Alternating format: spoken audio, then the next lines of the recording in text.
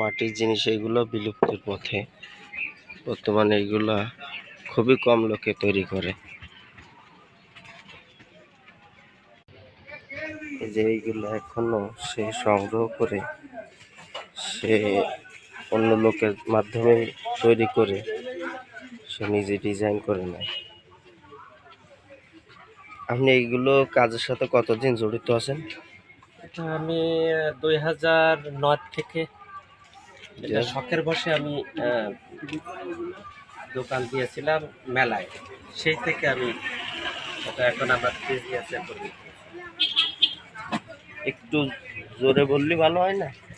2009 সাল থেকে আমি এই ব্যবসার সঙ্গে জড়িত। মূলত প্রথমে আমি 8 টাকা স্কুলে একটা মেলা করি শখের বসে। এই শখ থেকে হচ্ছে আমার এই ব্যবসা শুরু। এই ব্যবসার হ্যাঁ। দৌড় শুরু।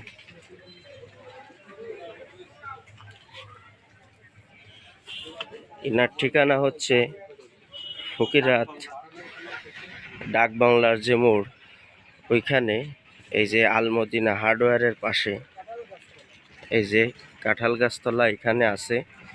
এটা হচ্ছে ডাক বাংলোর মোড়। তার ঠিক এই যে এই সাইডে ডান সাইডে যে আলমদিনার পাশে।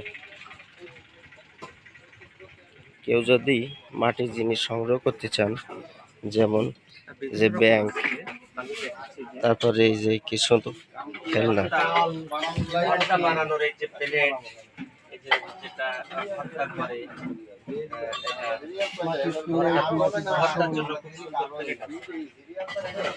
তারপরে কয়েল বাটি আছে, মশার জন্য কয়েল বাটি।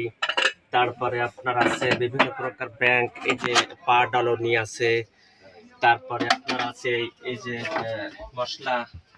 মশলা ছেঁচাদানি।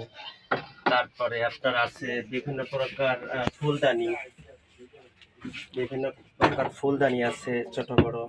এই যে সমস্ত ফুলদানি আছে, মগ আছে। তারপরে স্যুপ বাটি আছে।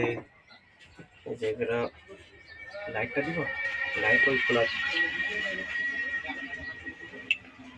আরো ওই পাশে হ্যাঁ, এই যে স্যুপ বাটি আছে।